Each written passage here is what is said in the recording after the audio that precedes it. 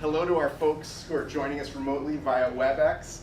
We're going to ask if you have your microphone on. Could you please mute it now? If there'll be opportunities for you to speak up, but if not, if you could have the mic muted, that makes sure we don't pick up any background sound.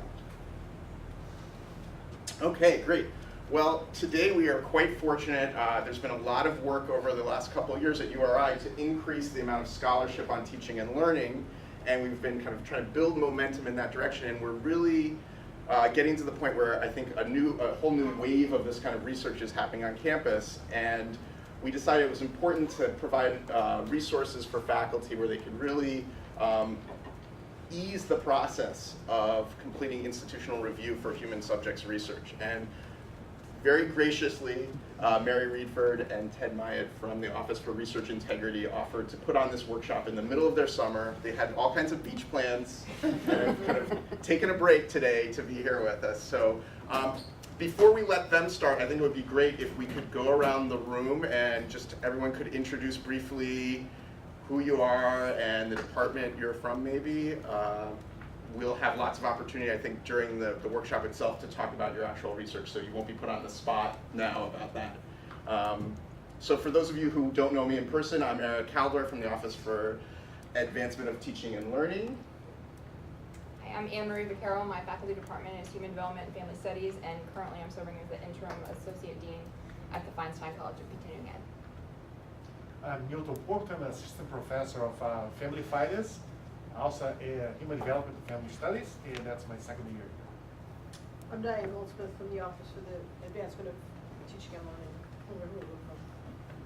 Hi, I'm Christy Ward-Taco, Assistant Professor in the Department of Kinesiology. Howard Dooley, on the staff. I'm in geosciences, but I manage a large NSF grant for the department. Excellent. Jay Fogelman, School of Education.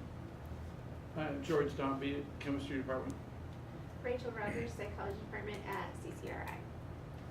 Mark Mead, Economics. Holly Swanson, Graduate Student in Biology.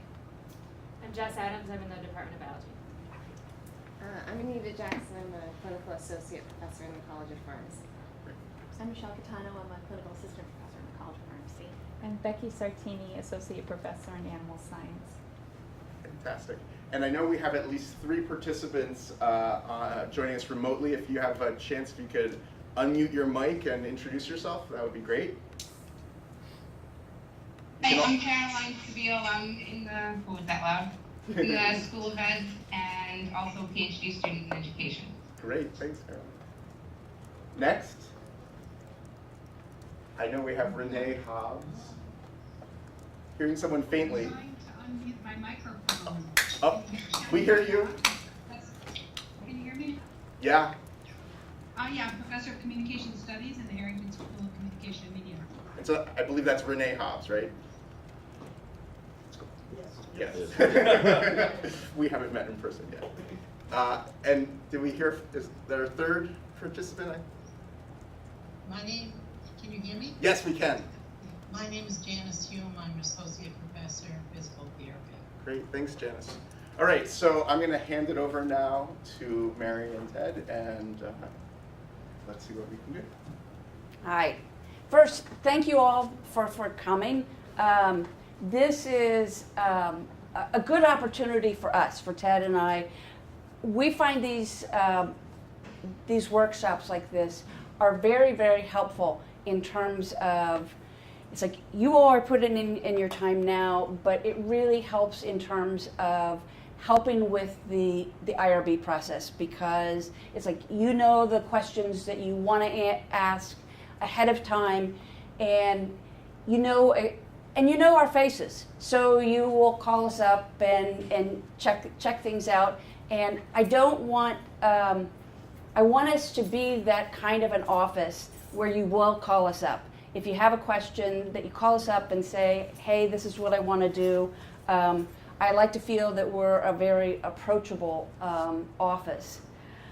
So today we're going to be talking about IRB, especially in the context of scholarship of teaching and learning, and using your students as human subject, which is a very specialized population. First, just to tell you a little bit about what we do in our office, what our mission is. It's all about keeping research safe, ethical, compliant, and of course to comply with all of the applicable regulations, which there are many, many, and all of our institutional policies.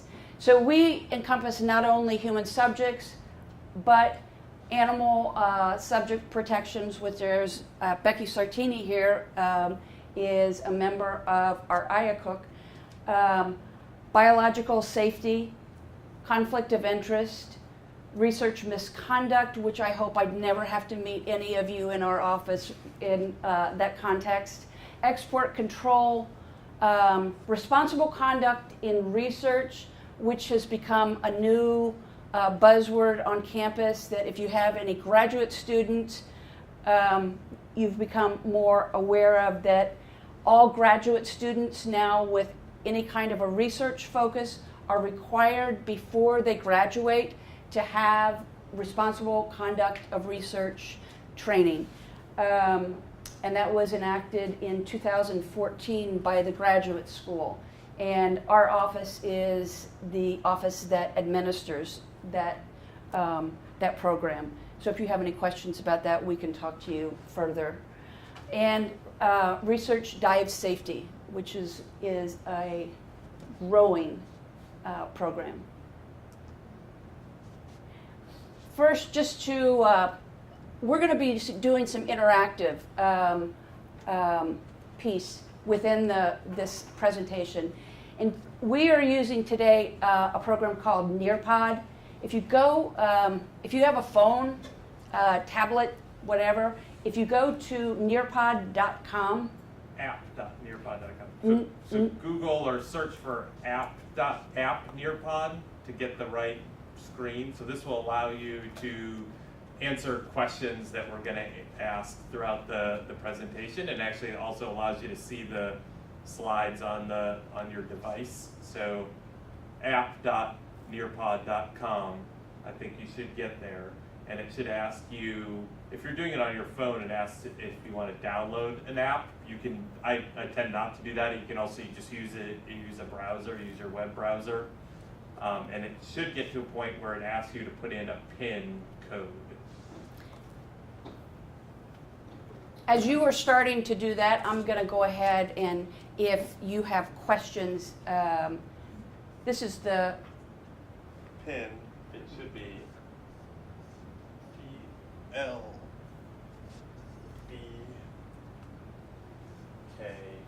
Has everybody gotten to that at all? If they want, I mean, it's not mandatory that you answer these polling questions, but if you want to give it a try, you should get to a site that asks for a PIN that gets you on there. So I see 4 or 5. I can see how many people are logging in. 8. So we're getting people to log in. Does anybody have any problems? Password just one more time for us who can't see the board, but Sure. would love to hear it out loud from your microphone. It's TLBKJ. T like in beautiful. TLBKJ. Thank you. And it's all caps. I don't think the caps matter, but yeah. How many do we have? We now have, it hasn't refreshed, we have 8. But 10. Do I hear 11? 11. Do I hear 12? I don't know. So okay. If people have problems logging in, let me know and I can help you. Okay. So what our goals today are to differentiate human subject research from program evaluation, which is really key. And it is, just to tell you, straight up, it is a very, very fine line. There's a lot of gray in the human subject field. We're going to introduce what the human subject research requirements are and discuss the big elephant in the room of FERPA, which really impacts professors when you start to think about doing research within the classroom, because FERPA is key. So, before you even get started, there are certain questions that you just need to ask. And they're questions that you need to ask, and if once you get these questions, it's a good place to come to talk to us if you are unsure about how to proceed. It's like, number one, it's like, what are your goals? Are you actually trying to test a hypothesis?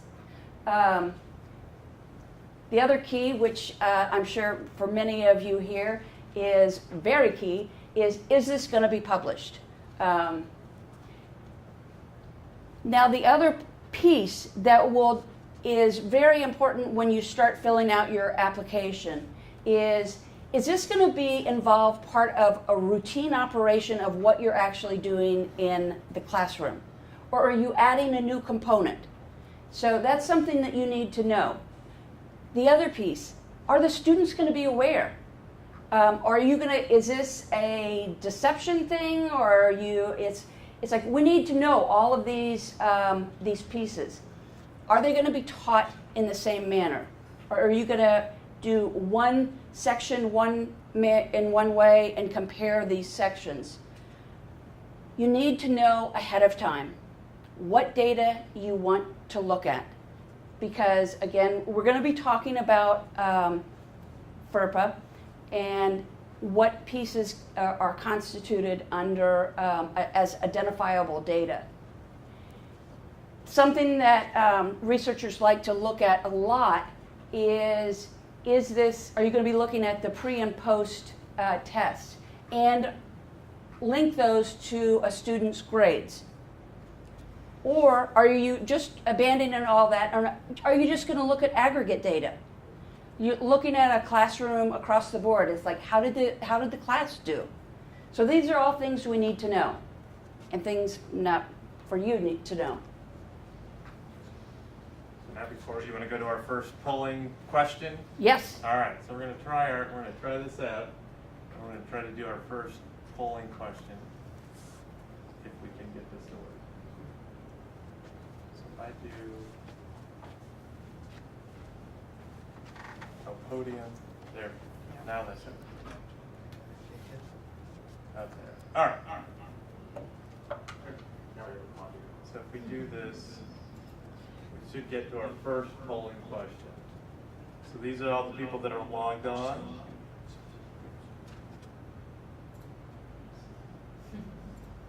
Turn off my microphone so I don't reverberate throughout the room. What's up, Mary? What's your MC. Ooh.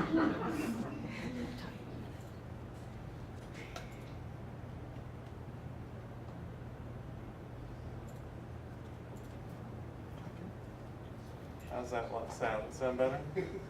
All right.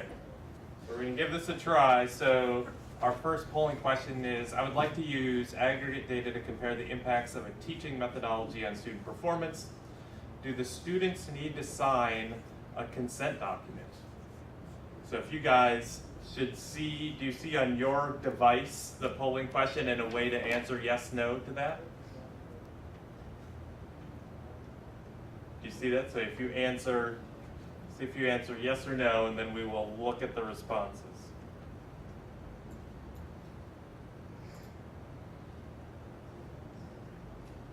So why aren't we seeing? Theoretically, they're starting to pop up. We're seeing a pie chart. So you see a pie chart, but we're not seeing that on our. The bubbles have the percentage below. Yeah. All right, so the percentage, theoretically, we should see a pie chart, and theoretically, we shouldn't see everybody else's answers, but that's all right. There's a lot of theory here. Using this with WebEx at the same time has been interesting, I think, to try to figure out how to work. So we have about 35% say yes and 17% say no. So if you said no, who's somebody that said no? Why do you think no? Because it's not identifying any particular student. Right. In their information. Right.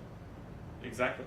So I think the answer is no. If you're Yeah. using aggregate data, you're not identifying you don't have personally identifiable information, it is you're using aggregate data, then you don't need to get the student's consent for that sort of project. So let's go on to the next question. So is that activity where you're using aggregate data, is that human subject research?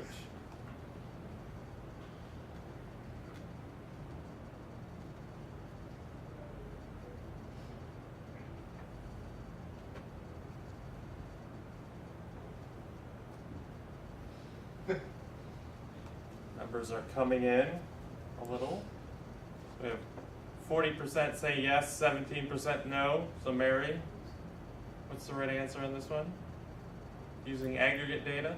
If we're using aggregate data, it would be considered exempt. So what that means is you would typically file an IRB application and would say, I want to use aggregate data, and this is very, I'm not going to be looking at the actual scores. And sometimes what we have done in the past is you set this up for long term. Just say, I want to do this every semester, so I can always use this kind of data. So we're done with the polling for now, so we're going to go back.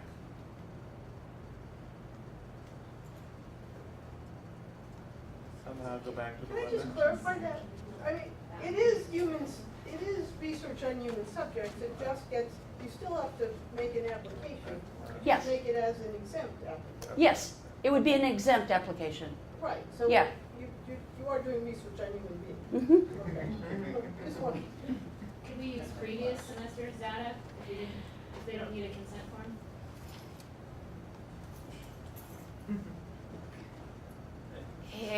You're getting into a dangerous slope. It kind of depends on what you're looking at. It's like, where are you getting this data from? Your own personal records? Yes. If they're your own personal records, you have access to the identifiers. Yes. So they're not exactly in aggregate.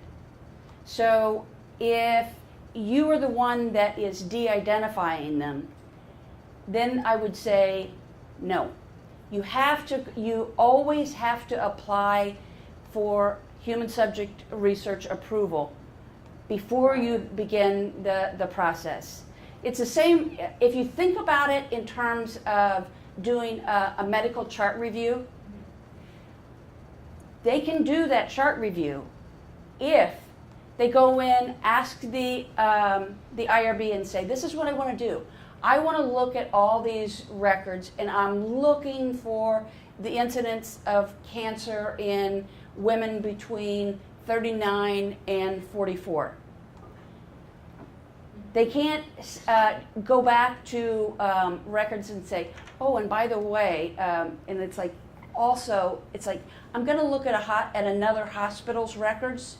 It's like, well, that other hospital, they can't give you access to that because they don't have the purview over that. I'm kind of like mixing my metaphors there, but you always have to ask first, is basically the, So we can't use previous data. yeah. Can you use previous data in conjunction with current data, like to establish a baseline? We need to talk. That's a conversation where it's like,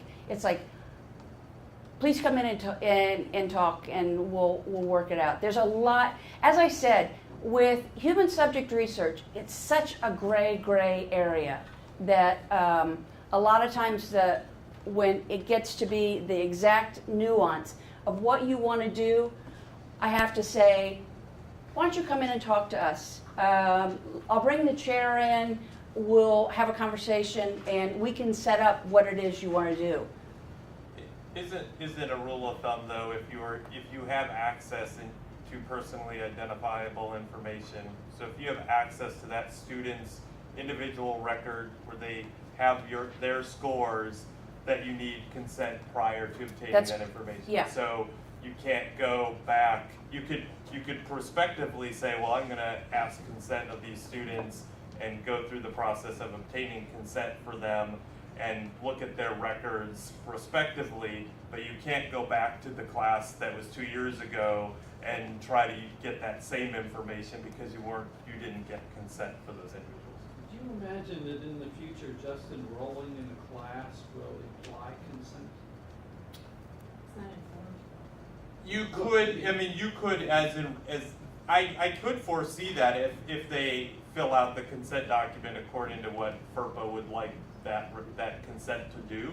But I could certainly imagine a scenario where the first day of class, you're having them fill out a consent and say, you know, here you go, we're going to be using your data to improve education throughout the university and want to look at different methodologies or whatever, and could be doing that. So absolutely, I can imagine that, and I'm sure there are places that are doing that now. I mean, I think some of the research that is ongoing now, you know, that's what they're doing on the first day of class is doing a consent document like. And that's what I was talking about. It's like if you set it up in advance, it's something that you can do on a regular basis.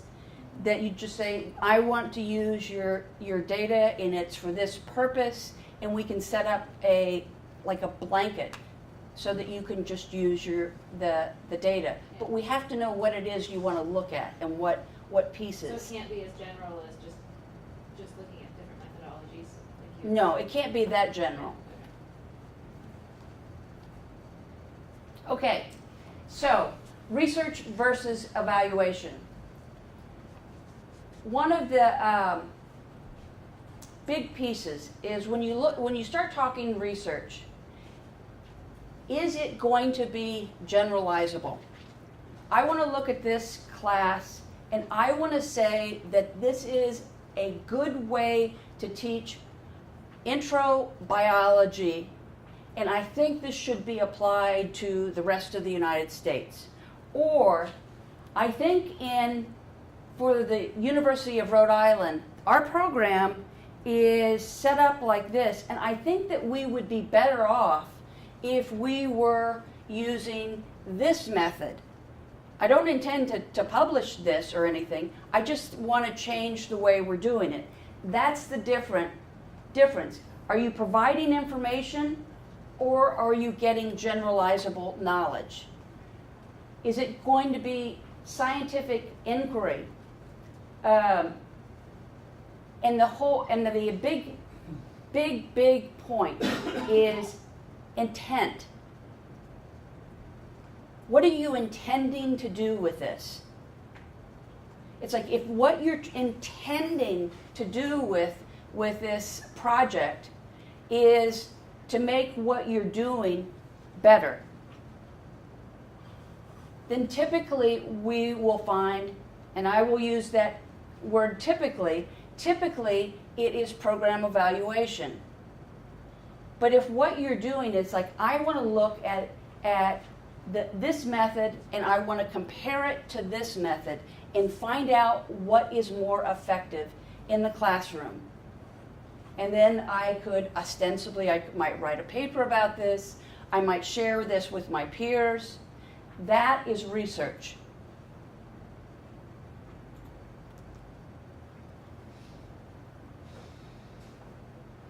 So specifically, program evaluations are not human subject research. There's no experimental or non-standard intervention. And again, we're talking intent. It's only about the specific setting. The other piece, is this part of the regular standard operating procedures of what you're doing? And it's like I can't think of a time when they are peer reviewed.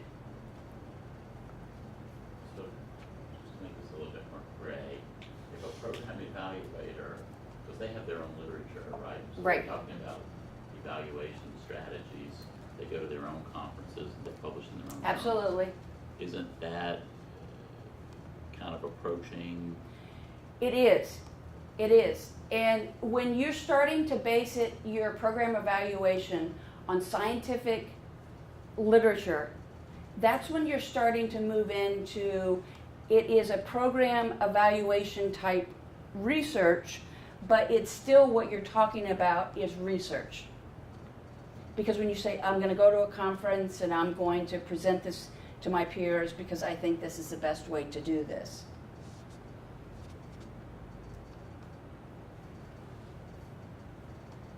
So again, program evaluation, inform decisions, identify improvements, provide information about success of the programs. And it always focuses, go ahead.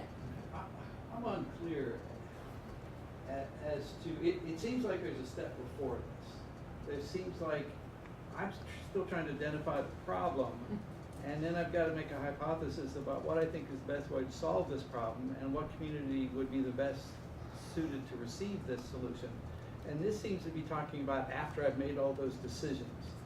And so that, you know, I know who I want to, what I want to do, who I want to work with, and that's what this addresses. But I'm kind of interested in maybe the hypothesis development phase. You know, I don't know if this will work. I don't even know if this is a proper question until I actually get in there and kick a couple things around and see what comes out from under the rocks. And so with that, I don't see where that fits into the scheme yet.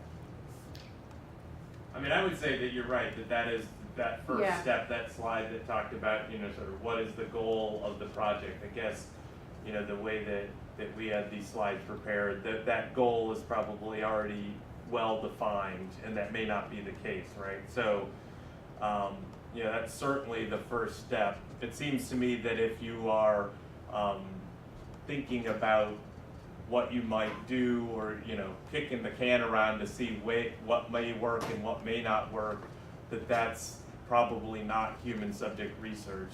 That's, you know, I'm testing and evaluating to see what strategies I may want to employ in the future, and then do a more formal assessment of, did that methodology work better than the traditional teaching methodology, something like that. So if you're in sort of that exploratory phase, I would say that that's probably not human subject research, because I mean, there's such a thing as exploratory data analysis. Yeah.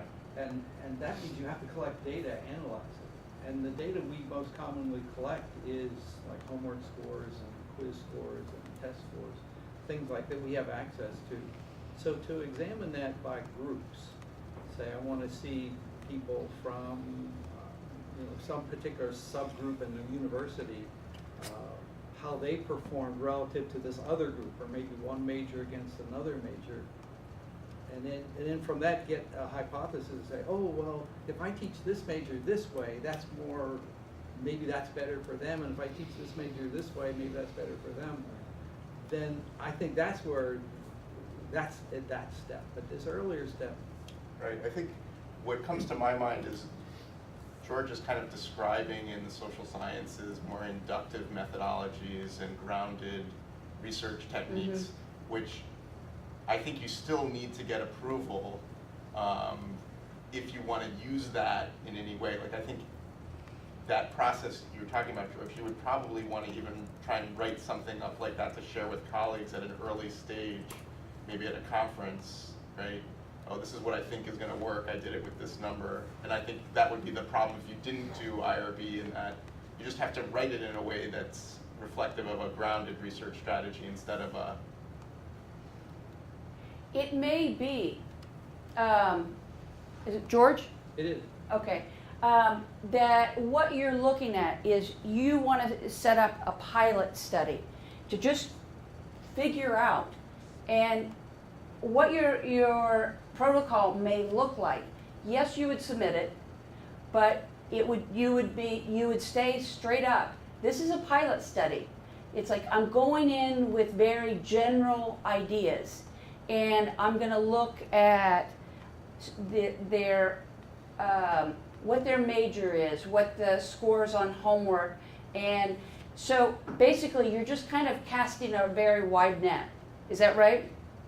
I'm actually interested in the hypothesis generation phase. Okay, so but you The have earliest to, possible phase. so you have to throw all this wide net to use these things to create the hypothesis. I think so. Yeah, so that's what I'm saying is you may want to do this and just say, okay, I'm going to ask my students if they will allow me to look at their scores so that I can work on this. I want to create a hypothesis as to what is the strongest method. And then you may come back at the second phase and you'll get approval for that. We like to help researchers move through the path with this. And then the second phase, you may come back and say, okay, now I've got a hypothesis. And then you may want to even refine what you're asking for. Well, I guess my question is, at what point do I not need to involve the IRB, and what point must I involve the IRB? And at what point have I gone too far? If you're starting to look at student scores and trying to write up research, you can't just go into student scores because you have access. And that's something that we're going to be talking about further when we get into the FERPA piece, which is following this. So I'd like to kind of delay this just a wee bit, and we'll talk about it a little bit.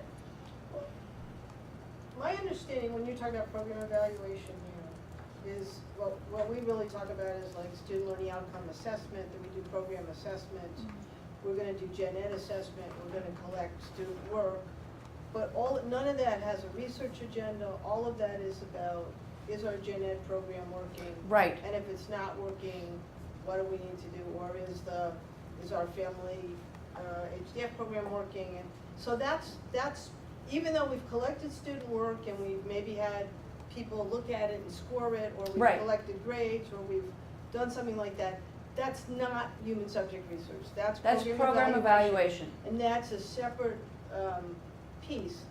Again, assuming we're not going to publish on it, except maybe to talk about what our new gen ed is and et cetera. Yeah, and it's like you may, it's like there may be like the national standards of, I don't know what, that you work with and say, it's like, this is, we're working on our program evaluation.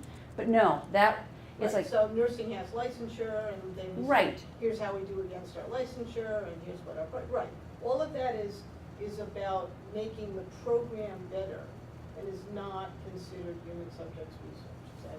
That's the distinction. Correct. Which is different than what George was talking about, which is research, it's just. Yeah, you went over that gray line. Right. That's where I live. Okay. So program evaluation focuses on making judgments. And it's about the program, its effectiveness. When we get to human subject research, my world, it has to be both human subjects and research. And you say, well, of course, it's human subject research. But it is something that we get lost in. We say, well, it's very often people will say, well, I'm working with human subjects and I'm doing this and I'm doing this, and let's say, but what is the purpose? What's your intent? And you get back to that question of intent. And that's what when we start getting into federal codes, it's systematic investigation, and it has to be designed to develop or contribute to generalizable knowledge. And it's one of the things, you'll go to human subject research conferences, and it's a theme that comes up over and over again. It's like, you get so often so lost in these the protocol seems like it's just so big. And you have to pull back and say, but wait a minute, what is the intent? Yes, we have human subjects here, but what are you trying to do? You know, if what you're doing is, and that's where you get lost very often in program evaluation, or it has to be, the intent is to contribute to generalizable knowledge. And we have to keep remembering that. It's like, yes, of course, if you're dealing with college students, we are dealing with a living individual. That's given. But it has to be both. Now. But before we do that, I think we have another polling Okay. question. So we're going to try to do this. See if I can do this right. So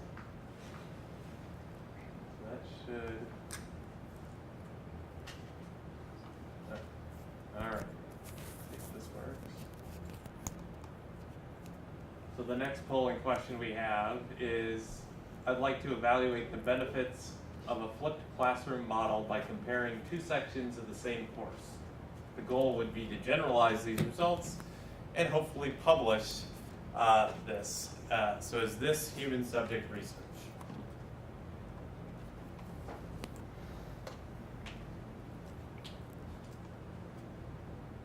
Should be a lot of yeses. This was our softball question. So this, of course, is yes. So if you're, just that keyword of generalizable. So if you're going to generalize these results and publish the results, you have that intent of conducting research, and therefore it falls into the world of human subject research. And it would require consent. And it would require a consent in most cases, and we're actually going to talk about that in a little bit right now with this with FERPA discussion here. So if we go, I'm going to go back to this. You have the clicker, right, though, so you get to click through these things. So back it up there. So FERPA is something that we have to be aware of, and that really sort of highlights the need of whether we're going to get consent or not. So regardless of if you're doing program evaluation or you're doing human subject research, FERPA applies. So FERPA is this federal law administered by DOE. It applies to all educational agencies and universities that receive federal funding. And the aim, as you might guess, is to protect the privacy of student educational records. So they distinguish between directory information, which we'll talk about in a second, and educational records. But essentially, anything you can think of related to grades and identifiable information is going to fall within FERPA. What's PII? PII? Personally identifiable information. So it's down there in the record containing, which is defined in that regulation. So access is important. So while you have access to a lot of these records as educators, you can't use that natural access just because you have it for research. So if an instructor wants to use the student records for research purposes, FERPA applies, and FERPA actually says a consent is required. Unless, and we'll talk about it, there are several exemptions that FERPA has outlined. So, sort of the baseline is that if you're going to be accessing personally identifiable information, so contact information, names, and then any of the educational records that go along with it, grades, test scores, etc., then FERPA applies and a consent would be required, unless we have these exemptions. So there are the exemptions. First, start off with sort of the obvious. So if the information that you're only trying to gather is what they define as directory information, which is name, address, phone number, anything that you can find on the URI directory about an individual, then that is publicly available information, and a consent wouldn't be required. So there are individuals that can opt out of that, so they can opt out of the directory. So there are some students that I think when they enroll, that they have that option of opting out of the directory, and so those people are off limits, but everybody else, that directory information is available. And if you are only looking at trying to gather that directory information, then you don't have to get a consent, and FERPA doesn't apply. which is probably a rare case. I mean, if we're talking about, evaluating programs and conducting research, I think most of us would probably want to have access to more information than directory information. So the second exemption to consent is the release to an authorized representative of state, local educational authorities for an audit or evaluation of federal or state-supported educational programs, or for the enforcement of or compliance with federal legal requirements related to those programs. So in this case, if you are going to be trying to use this exemption, which I don't think we've seen anybody trying to use this exemption. So if you are this is probably more applicable to a state agency coming in and evaluating all the high schools in the state or something like that, as opposed to what we're doing at URI, I would think.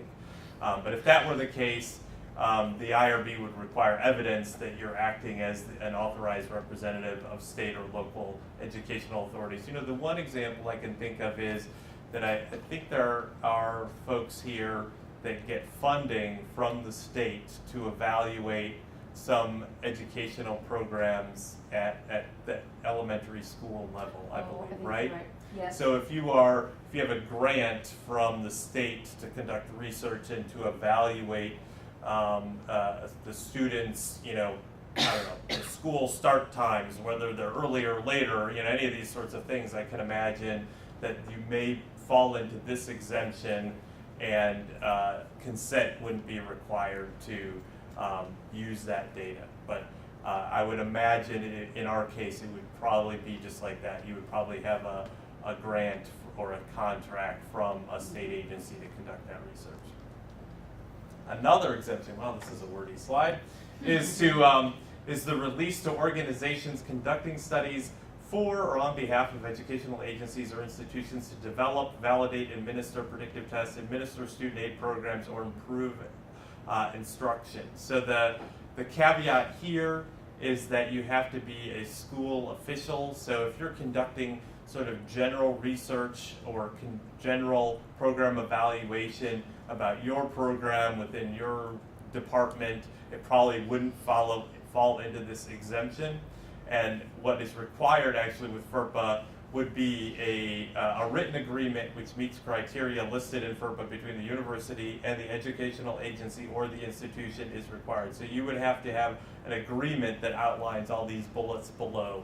So we have not seen anything like this come through the IRB yet, but this would be a pretty selective case, I would think, and probably fairly rare. So with any of these exemptions, and we have a slide later about this, that if you think the project that you're conducting may fall into these areas, I think it's best to have a meeting with Mary and I, and in this case maybe even general counsel, to sort of hash out whether you actually fall under this exemption within FERPA.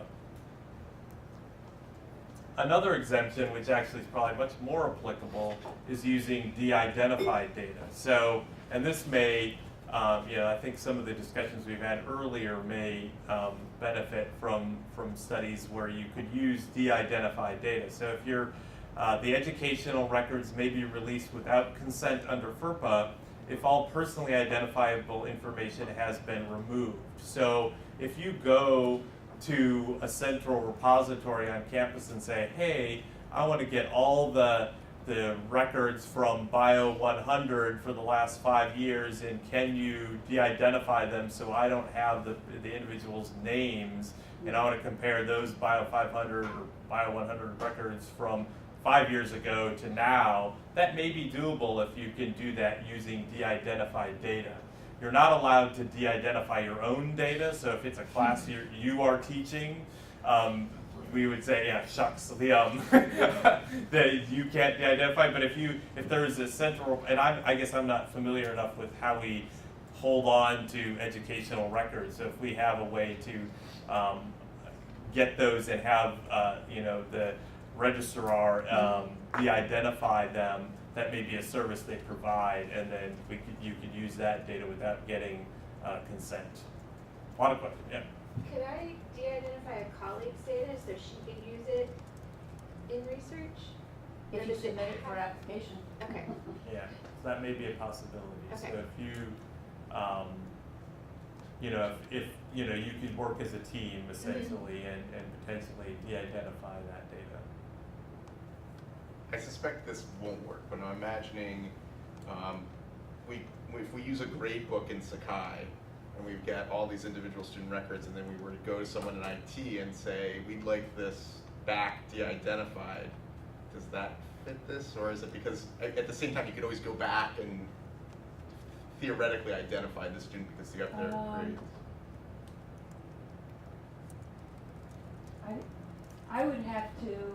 I would want to talk to general counsel. Yeah.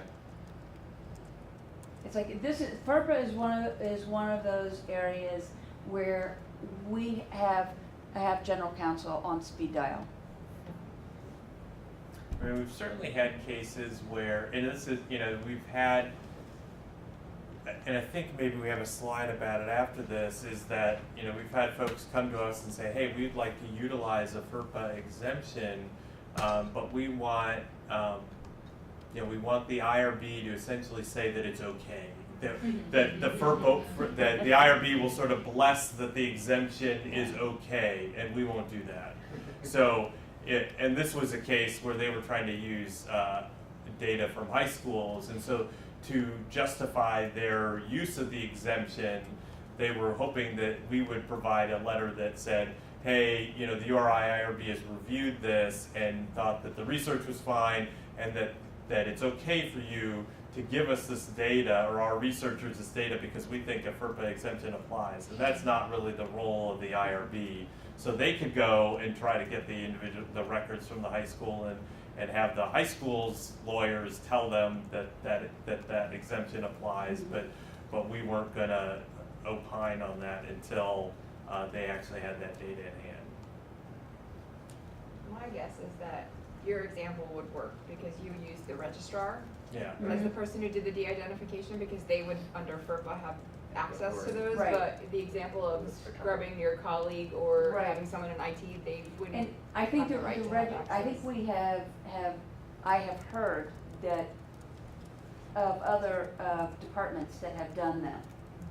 Through the registrar. Registrar. Yeah, I mean, I think that's certainly the safest play and the safest bet to do that. If you, are scrubbing the person next door's data, it's probably, probably not going to pass the sniff test with the IRB. So maybe I'll turn it back to Mary for the discussion of consents and whatnot. The big message so far is get consent. Yes. Yeah, I mean, I think that is certainly a message. I think the message is if it's unclear as to whether a consent is required or if it's program evaluation or human subject research, that the message, and we actually have a slide on this, is let's sit down and talk about it first in your sort of design phase, because we have seen cases come up where they've done the research, they've done it, and now we're sort of asked, they're like, oh geez, we probably should have got IRB approval for that. And if they come to us and we say, yeah, you should have got IRB approval for that, we can't retrospectively grant IRB approval, and then you're sort of up a creek. And so, Okay, so consent. What must it have? First, you have to specify what you want to disclose. These are just some of the basics. The purpose. What is the purpose of the disclosure? Now, we have copies of these slides if you want to get these, so please don't feel like you have to write all this down. We're also going to send them out there. Yeah. Who is the party going to be made to?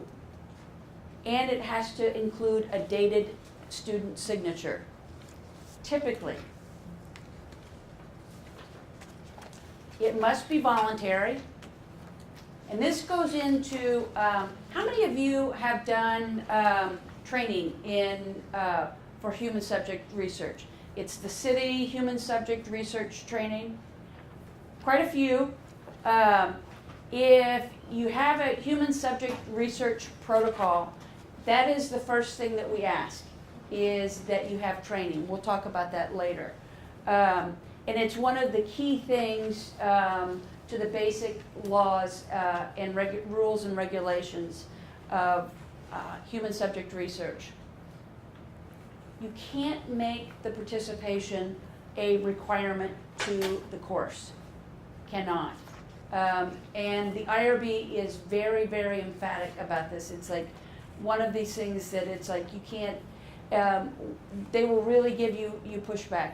You can offer extra credit if and only if you say, if you participate, what about the students who don't want to participate? You have to have an alternative. So we have a next polling question. I think. Okay? All right, go back to our polling thing. This.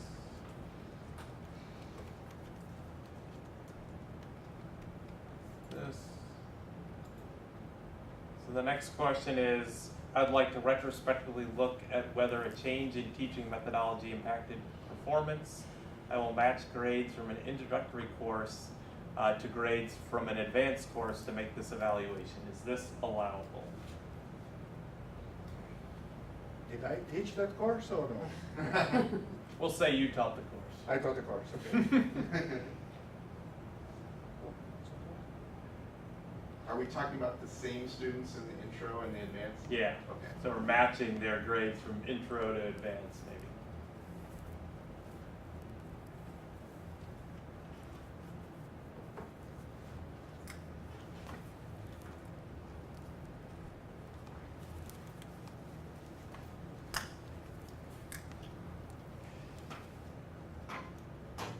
Put it up there on your thing. People can see what they've got. So some no's. Nobody said yes, which is good. So I think so. Mary's getting her point across. You guys all get an A. Or at least 29% of But it. you can't use it now in any research because they don't have permission. You got it. So the answer is probably not. So no, that with this, there's probably some vagaries that you could think of, but in general, the thought would be that if you are matching the grades from retrospectively, that you know that you have identifiable information to make that match, and therefore you didn't get consent in the previous class. Yeah, just a question about that. If I do all that fully registered, I'm asking the register to match, two classes. I don't have any access to identifier.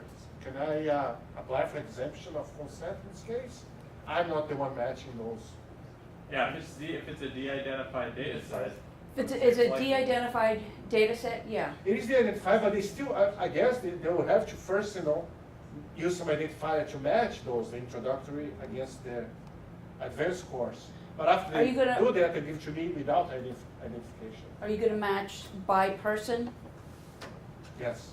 Ooh, But then if no. the registrar is doing that? If the registrar is doing it, My You guess get- is that Jack is not gonna be happy if a lot of people come in and ask that. Yes. We ask them to start doing. Yeah, that might be data- getting a little Yeah. more than they're data- willing. And one thing is de-identified, it's another thing to do data analysis and matching. Yes. Matching. Guessing the registrar's office is not gonna be happy. yeah. Yeah. They're going to hate me. Yes. And it's like, I'm going to have a bad name. Well, they won't hate it, they'll just say no, or you can Yeah. have it in 4 years. Like when you get your idea, stuff back. Can we go back to this idea about not requiring their participation for a grade? Sure. So I'm going to have a study where I'm having students do reflections, and I was going to give them credit for doing the reflections. So could I just not, if they decide not to participate, could I still have them do that activity but then not use their data? They're giving. That's a mandatory part of your course, right? Yeah, if it's a mandatory part of your course, Okay. we're not Okay. talking About using their we're not. data That's for- not the research. Okay. Because what you may want to do is find out. It's like who is willing to let you use that. Use it. Okay. And you can have them sign a consent at the end of the semester. You can match by student ID number, Yeah. and just pull out those people. Okay. Okay. Okay. thank you. For That's the very common that we clarification. see. Okay. That we see. It's like it's part of the class. Yeah.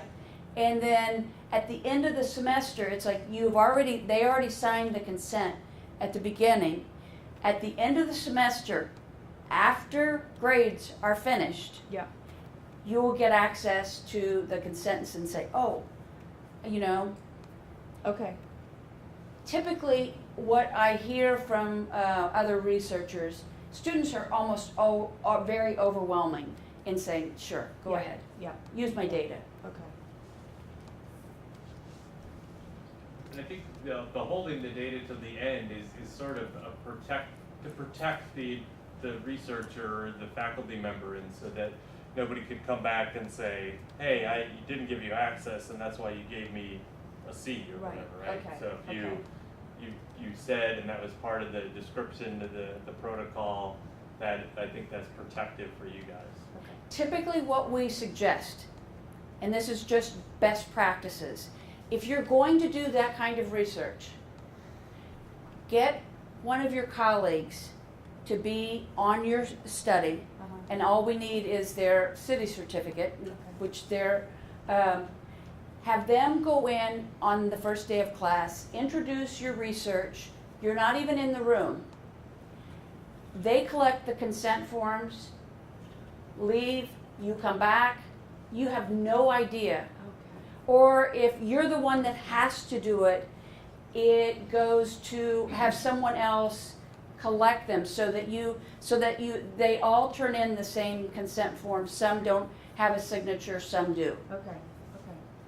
Some way to make it so that you don't know who is signed in. As much as possible, Josh Yeah. and I are happy to be that person. I like the idea of doing all that the first day of class and use somebody else to do the consents. What happens if some students are not present the first day of class and I want to still get their consents for some reason? Is there a way around that? Could you do anything where you post the consent on Sakai and have them email it to the third party, perhaps, Yeah. or something like that? That's I don't know. that's Will you guys be possible. okay if that's, yeah, I think it's Yeah, pretty that's like That'd be all right? that's probably okay. We try to work around as much as possible. One of the key things here is the last statement is hold the data until the end of the semester, until after grades are turned in. And that protects you. It really does. One of the key things here when we start about the tips, what you need to remember is that consent is a process. Consent is not a piece of paper. So often people think, it's like I have the consent. That's not the consent. All that is a record. It's a record that you did the consent. You want people to be able to, if we were to do this in a perfect world, you want the students to be able to know exactly what it is that they are consenting to. They should be able to repeat it back to you. It's called a teach back method. That the person says, oh, what you want to do is you want to look at my grades for the entire semester to compare against the teaching methods. Any questions? The document that they sign answers some key questions. Who can participate? Are there any exclusions? Do you have to be 18? Typically, it makes it a whole lot easier. Do they have to be only between 18 and 25? Do you only want freshmen and sophomores? What is going to be the requirement in time and the activity? Are they going to have to do something special in the classroom? Or is this just normal classroom information that you want access to their grades? If they're going to have to write an extra reflection, you need to tell them. And you need to tell them how long that's going to take. It will take you it will take 30 minutes. it will take you, or you want them to fill out a survey at the beginning and the end, it will take 30 minutes to fill this survey at the beginning and another 30 minutes at the end of the semester. Always you have to have a contact information for yourself. And you have to explain what are the risks and benefits. And we'll talk about that as about how to reduce the risks. And the other piece is so that they could contact you. How do they withdraw? If they say after they have signed up, they always have that option that they can withdraw. Now, I know this is tough to read, and we've got it on, this is a consent that was written by a URI researcher. It's very well done, and I'm going to point out just a few key things. Number one, it's on their department letterhead. We can require that. It has the title of the project. It specifically, we have a template for how this should be laid out right on our website, so that you can take our template and put it onto your letterhead and then just fill in the blanks.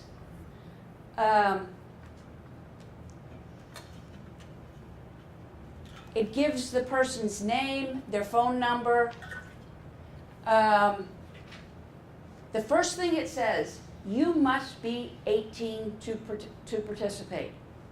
And see, straight up front, if you're not 18, you can't participate. And that's very key, especially on a university campus, because otherwise you have to ask for parental permission, or you have to get, you're going to have to ask for parental permission. It's just a whole lot easier just to make sure that the people are 18.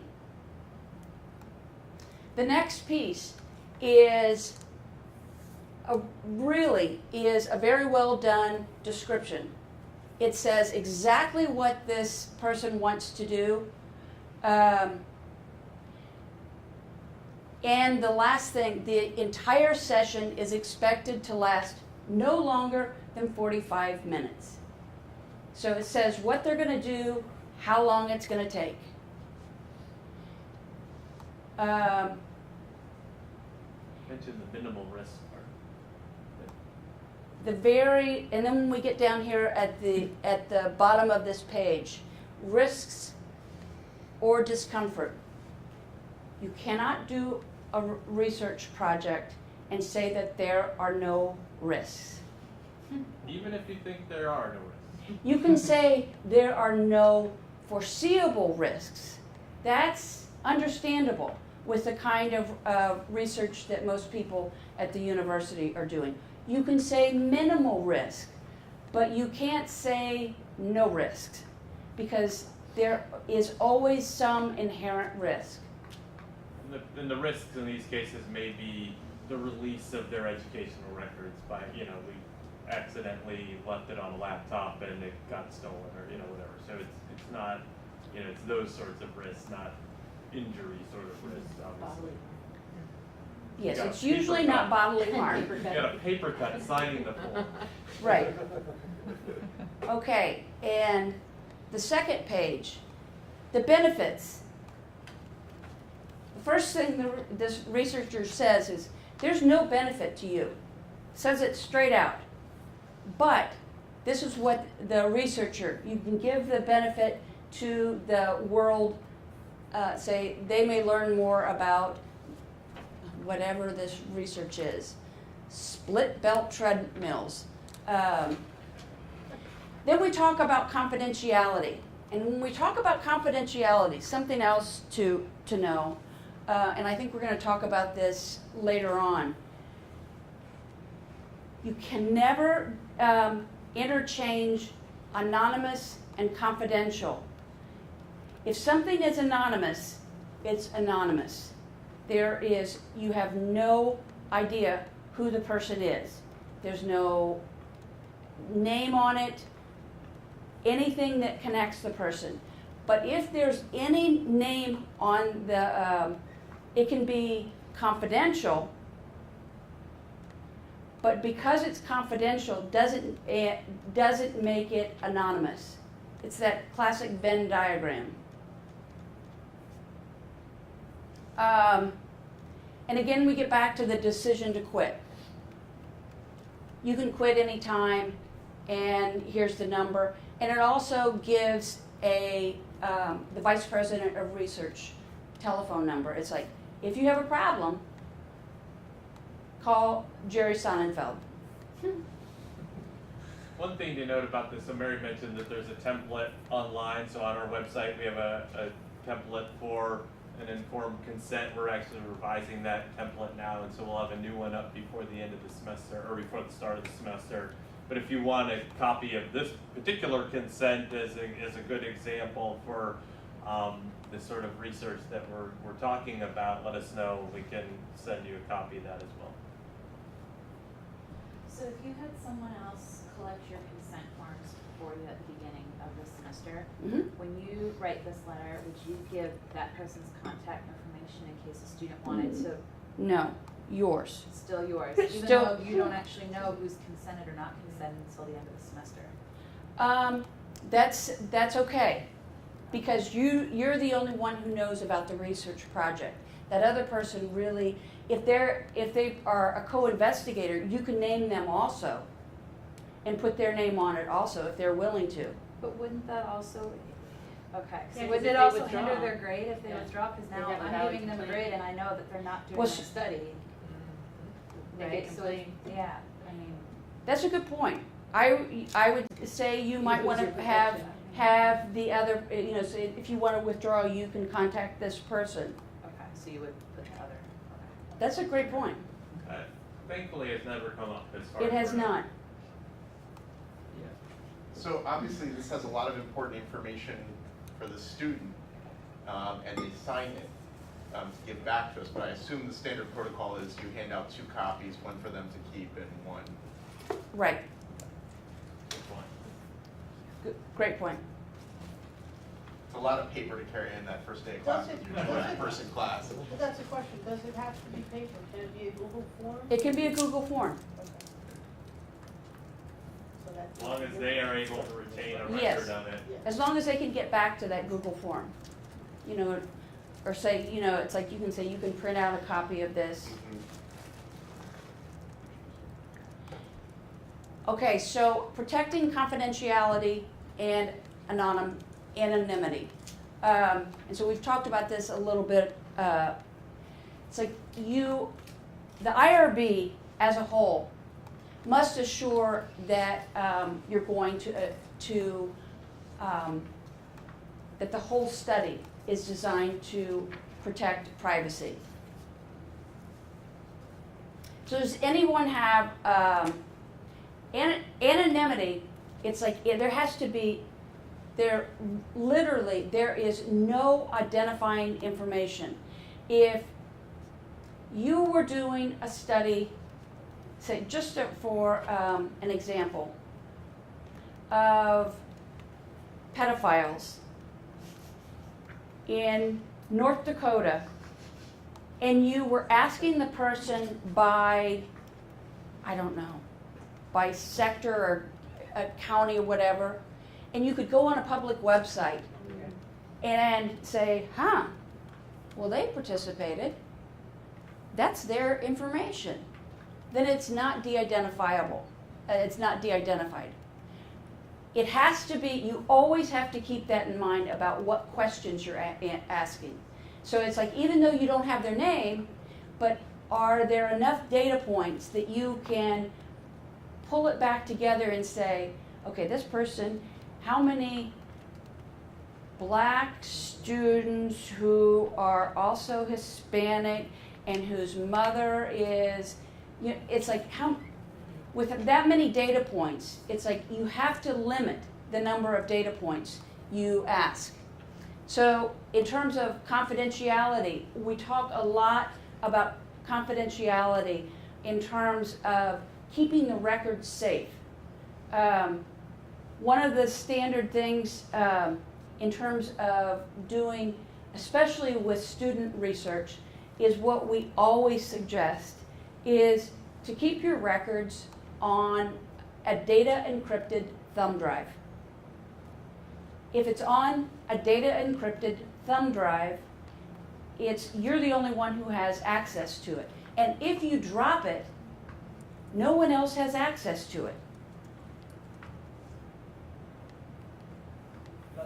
Another thing that's important, right, is if you are able to collect the data anonymously, that's probably better for a variety of reasons. So one of the reasons is there are different classifications of IRB review. There's review of projects that have to be reviewed in front of the full committee. We meet once a month and we discuss these projects. The sort of next tier down is expedited, which means that it's reviewed by Mary in the chair or some other member of the IRB. And then there is review that's exempt review. And that review, if it's anonymous and it's this sort of research, it's possible or likely maybe that it would fall into that exempt review.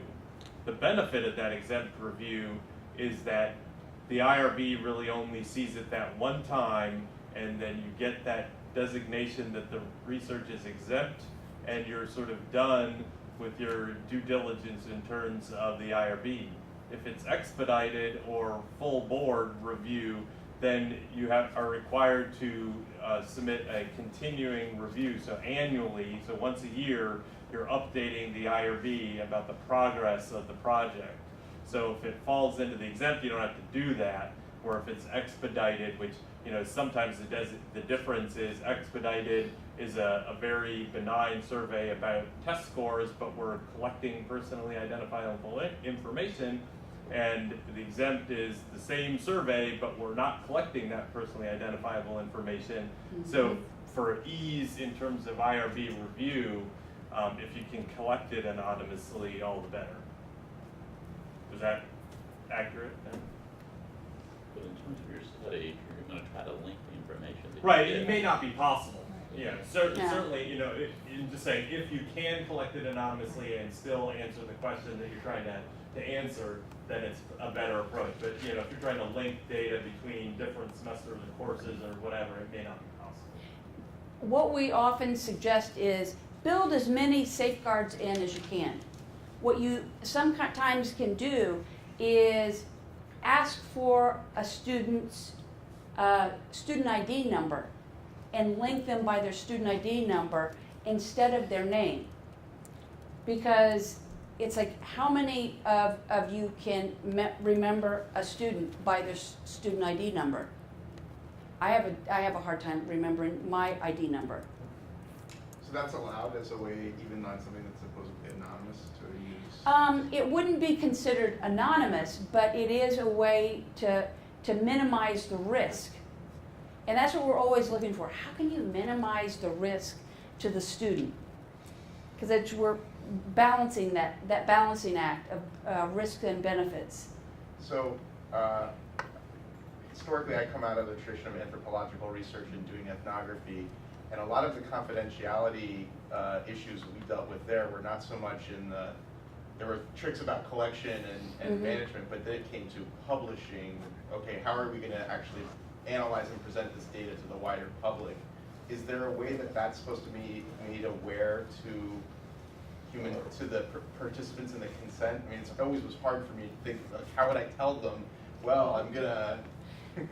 Yes. I mean, there's language in the consents typically that will say, your name will not be used in any published, presentations or manuscripts, that sort of thing. So there's standard language in the templates that talk about that, if that's what you're meaning.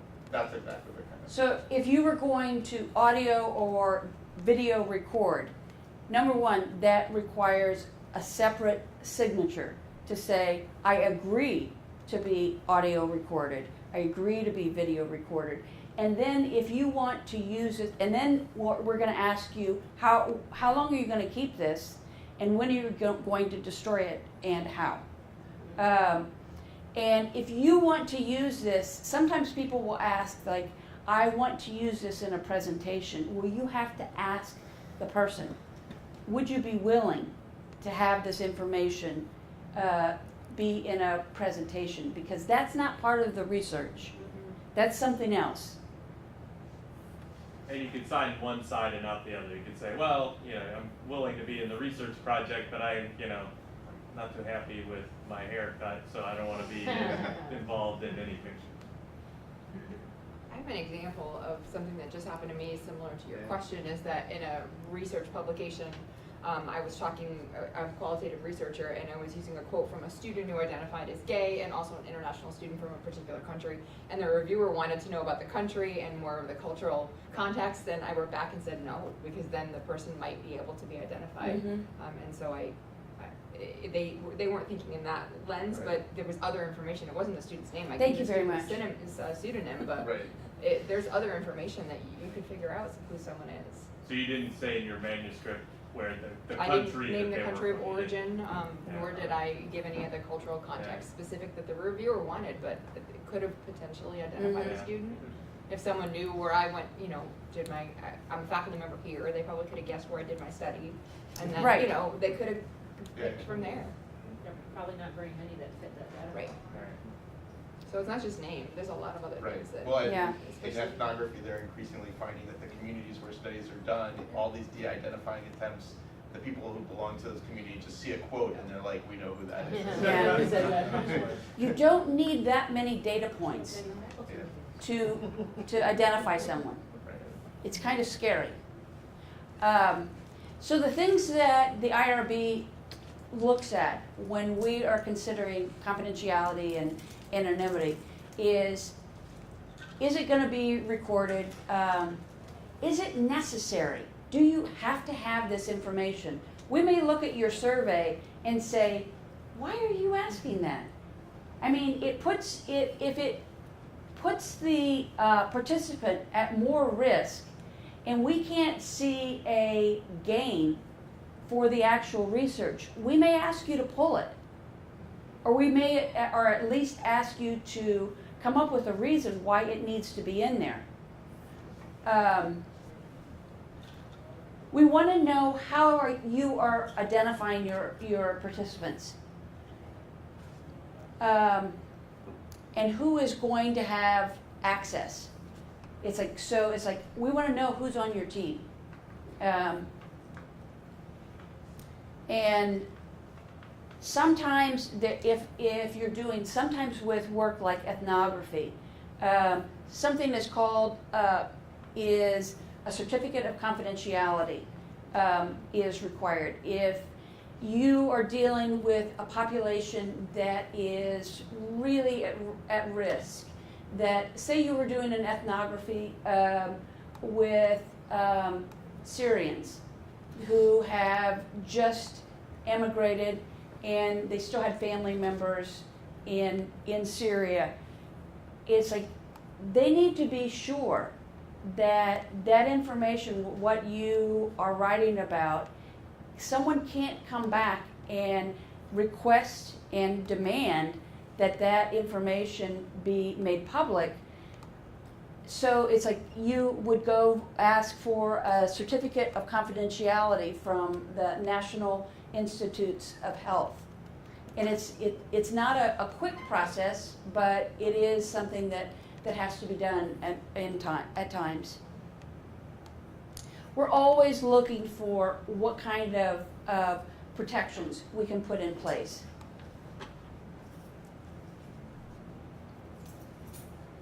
Now, the next piece, consent waivers. It's like, so we've been talking all this about consents.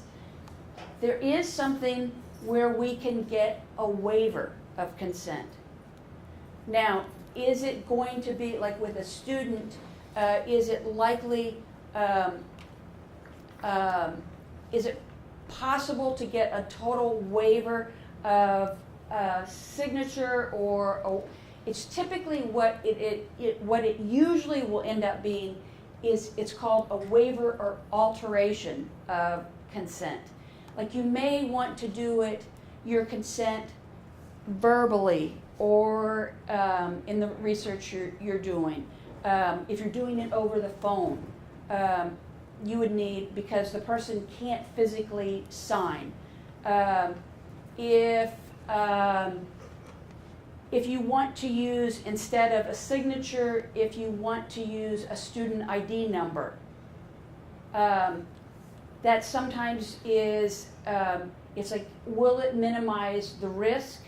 They're still giving their consent, but it's just, we're altering how the consent is given.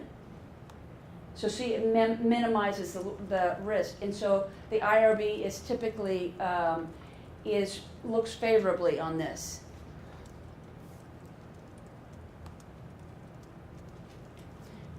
So, we're winding down and we're starting to say, it's like, okay, what do you do if you're unsure? The first thing is just like, just call us, email us, stop by. We try to make ourselves very available. As the school year gets going, we are a lot busier, but we do try to make ourselves available to researchers. And there's nothing really that I like better than just to sit down and talk and work through the research process.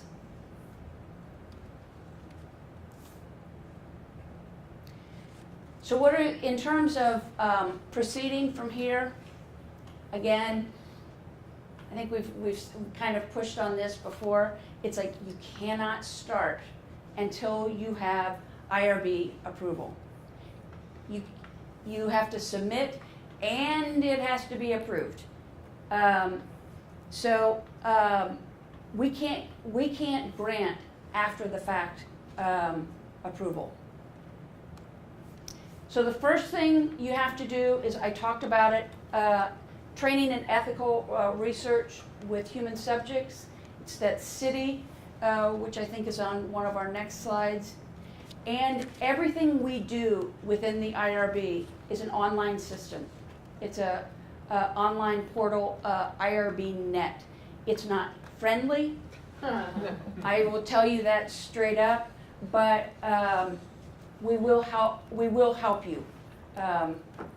It's like, and there's a lot. So there's a whole page on our website of training materials on just how to use IRB Net. I know it sounds aggravating, and it is, but there are actually a slide deck or two on how to submit a new protocol, how to submit an amendment, and if you flip through those slides even very quickly, I think you'll quickly say, oh geez, I gotta go there, done, and it makes it a lot easier. The slide decks are very, very helpful.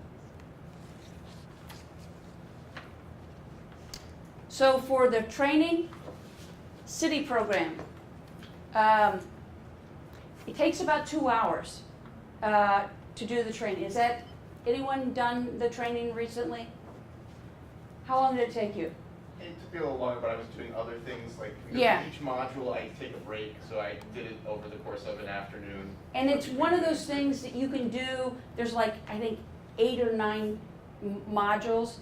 You can do a module and check out and then go back to it. So you don't have to finish it all at once. Do you know if that would be accessible to people outside URI? Yes. Okay, so it's not something you have a license to, or? No, URI pays for this, and if your institution doesn't have it, sign on to URI's. Okay. Yeah. Use ours. It'll ask you right off the bat like what university you're affiliated with, and if you're at CCRI, so if you do there's a pull down of a gazillion universities, and if CCRA isn't one of them, which I don't know if they subscribe, but just use URI. Okay. Yeah. Thank you.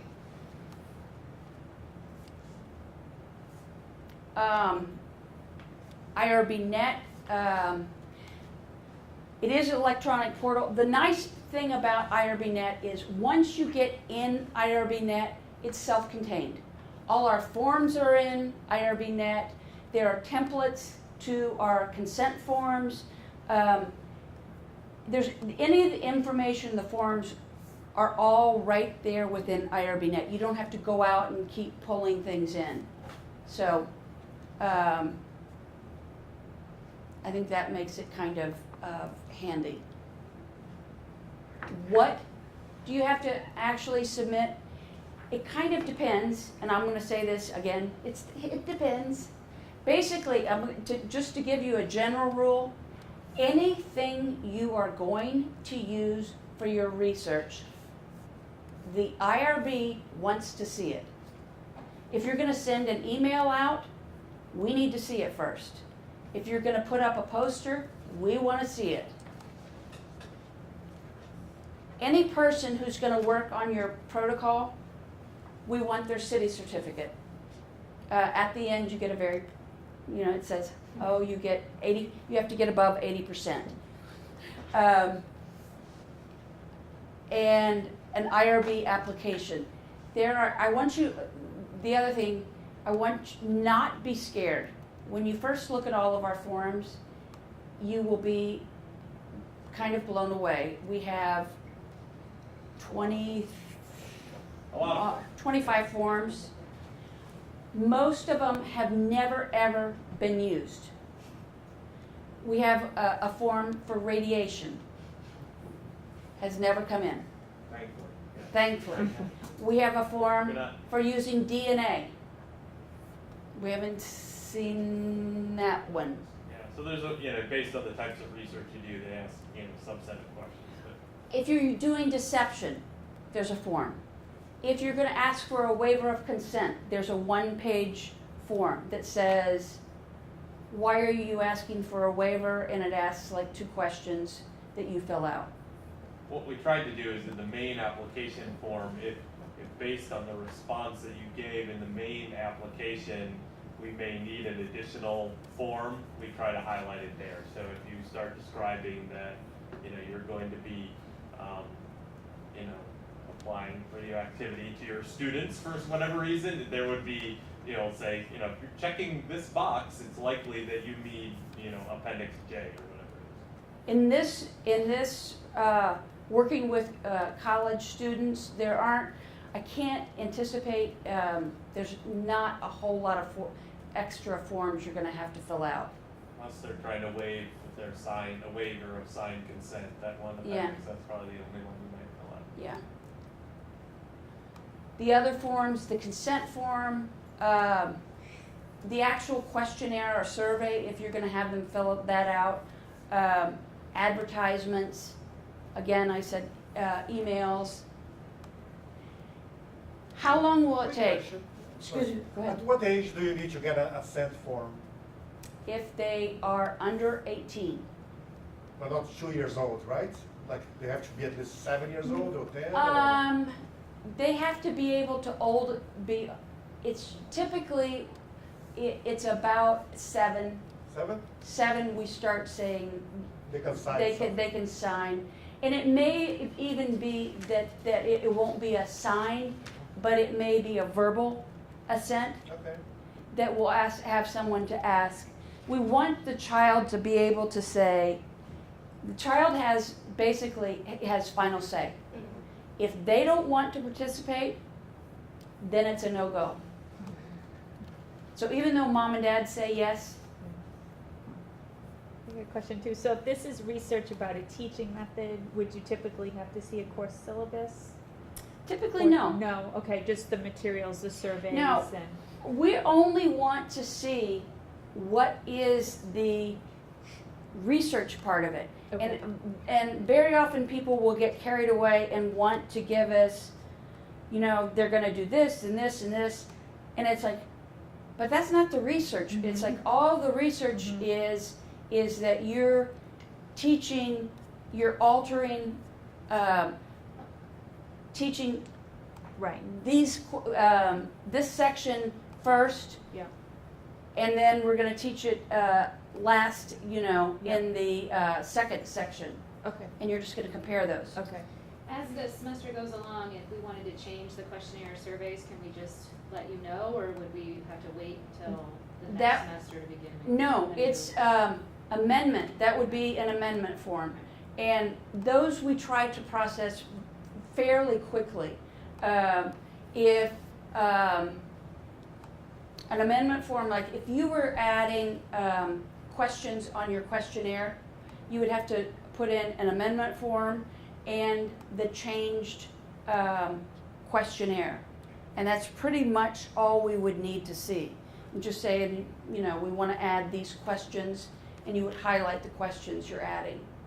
And I think an important thing to think about there is, would that change anything you wrote in your consent? So if you wrote in your consent, we're going to do this one survey and it's going to take 45 minutes, and now you're adding 3 or more surveys, and now it's not going to be 45 minutes anymore, it's going to be 2 hours, then you got an issue, because then you would theoretically would have to go back and reconsent those individuals. So be careful with how you write the consent, so that if there is that thought that, oh geez, we may want to add this survey, or we may tweak the questionnaire and add a few more, try to make the consent, you know, specific enough yet still broad enough that if you were going to change it, it would still, you wouldn't have to reconsent the individuals.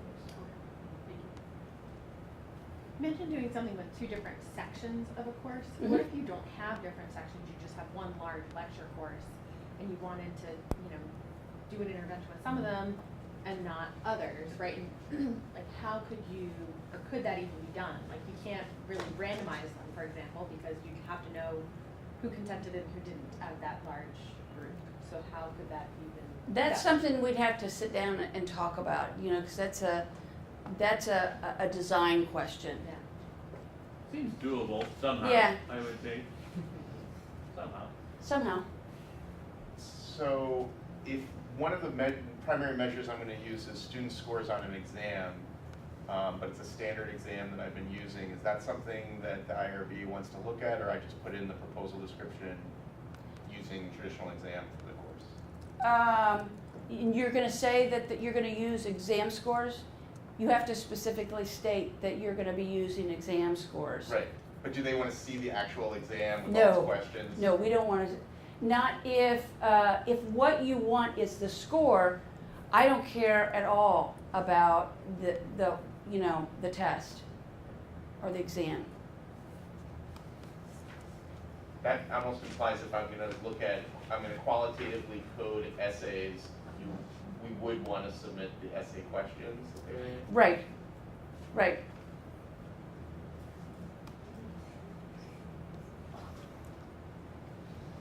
How long will it take? This is very conservative. 4 to 6 weeks.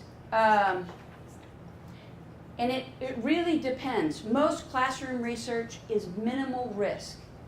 And what Ted was talking about in terms of the different levels of review, if it's something as a full board review, it literally has to go before a full board.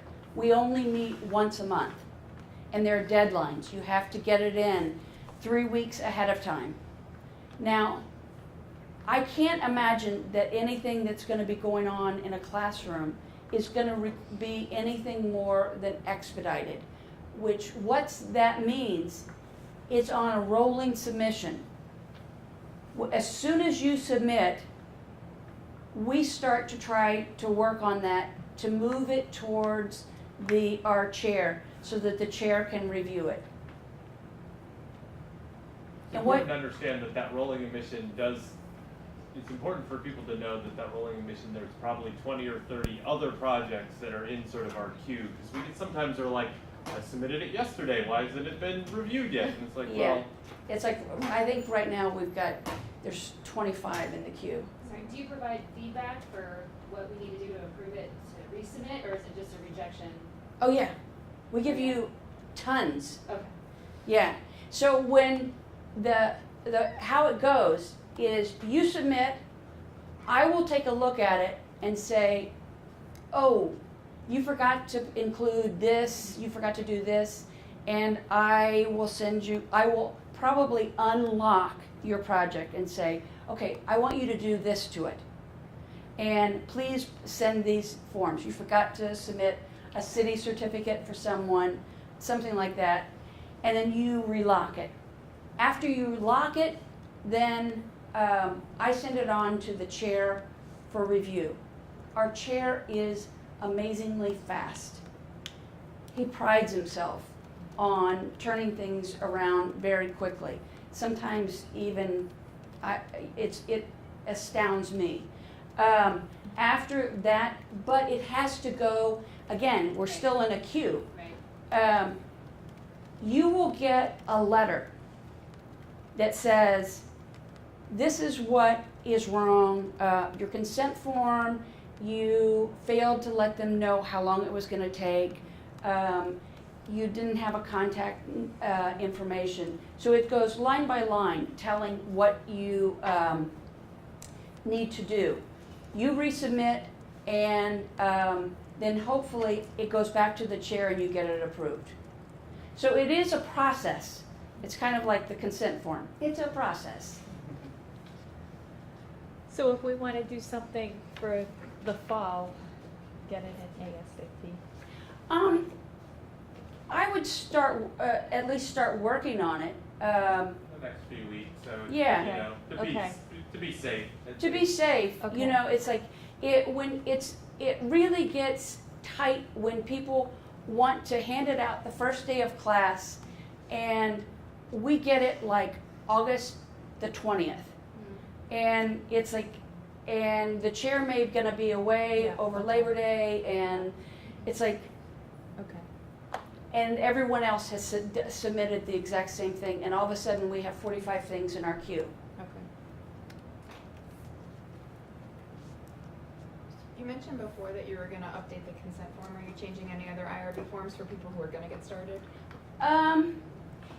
When a form is changing, it's like we have a leeway, so that if you use an old form and we have just changed it, it's like we're not going to make you. It's usually we're at a point now where our changes are kind of minor. They're on our forms. They're We're usually we're not in a place where we're going to reject no, it. you got to redo the whole thing on this new form. Yeah, if you used a form that we used 5 years ago, I would reject it, but not. Again, why is this IRB important? We are here to protect the rights and welfare of the participants. And I like to think that we also give a lot of valuable feedback back. If you ever have the opportunity to come before the full board, I think you would be very, very pleasantly surprised, because the IRB is a very gregarious group of researchers who like to help other researchers. They might offer suggestions about different and better ways that, you know, to recruit or so I think you would find it very helpful. So again, getting started, City, IRBNet, and here is our website. If you go to IRB or just Research Integrity, we will come up in the search bar. And I guess that's the end. Other questions? Questions? We can try to answer.